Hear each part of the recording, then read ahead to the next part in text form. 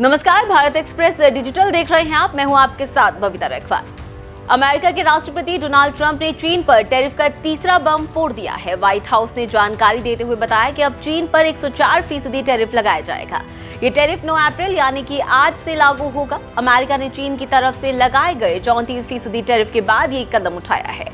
White house की press सचिव Carolina Levitt ने पत्रकारों को संबोधित करते हुए कहा कि जब अमेरिका को चुनौती दी जाती है तो जवाब और भी मजबूत और दृढ़ तरीके से दिया जाता है। अमेरिका करारा जवाब देता है। लेविट ने आगे कहा, चीन द्वारा अमेरिका पर जवाबी कार्रवाई करना बड़ी गलती थी।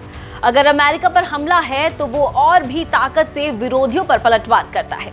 इसी के साथ चलते 9 अप्रैल से अब चीन पर 104% टैरिफ लगाया जाएगा। हालांकि चीन किसी की तरफ कदम बढ़ाता है तो वो बहुत उदार होगा। चीन की व्यापार नीतियों की आलोचना। इस दौरान कैरोलिना लेविट ने चीन की व्यापार नीतियों की जमकर आलोचना की। इसके साथ ही उन्होंने श्रमिकों के लिए आर्थिक समस्याएं बढ़ाने का भी आरोप लगाया। लेविट ने कहा, राष्ट्रपति ट्रंप ने यह स्पष्ट कर दिया है कि अमेरिकी इकोनॉमिक सरेंडर का युग खत्म हो चुका है। ट्रंप अब अमेरिकी वर्कर्स और कंपनियों को मूर्खतापूर्ण व्यापार के हाथों बर्बाद होने की मंजूरी नहीं देंगे, जो लाखों हाई पेइंग जॉब्स को छीन लेती है और देश भर में समुदायों को खोखला कर देती है। आपको बता दें कि अमेरिका के राष्ट्रपति डोनाल्ड ट्रंप ने जब से टैरिफ बढ़ाया है तभी से पूरी दुनिया में हाहाकार मच गया है।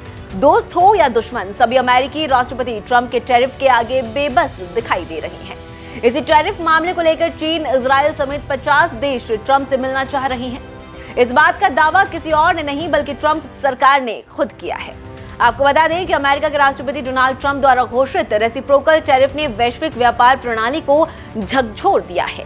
इस कदम से वित्तीय बाजारों में उथल-पुथल मच गई है, मंदी की आशंका भी गहरा गई है। और वहीं इस मामले में खबरें आई थी कि अमेरिका के सहयोगी और प्रतिद्वंदी देश उलझन में पड़ गए हैं। इस बात की जानकारी खुद ट्रंप प्रशासन के अधिकारी ने दी है। खबरें हैं कि 50 से अधिक देशों ने व्हाइट हाउस से संपर्क कर वार्ता शुरू करने की इच्छा जताई है, जिनमें चीन, वियतनाम और इटली जैसे देश शामिल हैं। इसे लेकर अमेरिका भर में भी विरोध प्रदर्शन शुरू हो गया है। हजारों लोग ट्रंप के इस फैसले के खिलाफ सड़कों पर प्रदर्शन कर रहे हैं।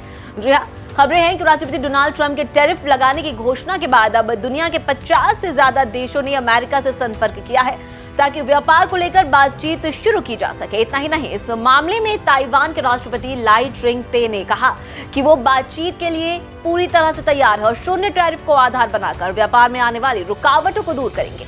साथ ही उन्होंने ये भी वादा किया कि ताइवान की कंपनियां अमेरिका में अपना निवेश बढ़ाएगी।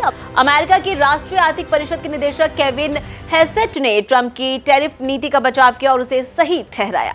वहीं इस मामले में अमेरिका के ट्रेजरी सेक्रेटरी स्कॉट बेसेंट ने यह साफ किया कि अनुचित व्यापार प्रथाएं ऐसा मुद्दा नहीं है जिसे कुछ दिनों या हफ्तों में सुलझाया जा सके।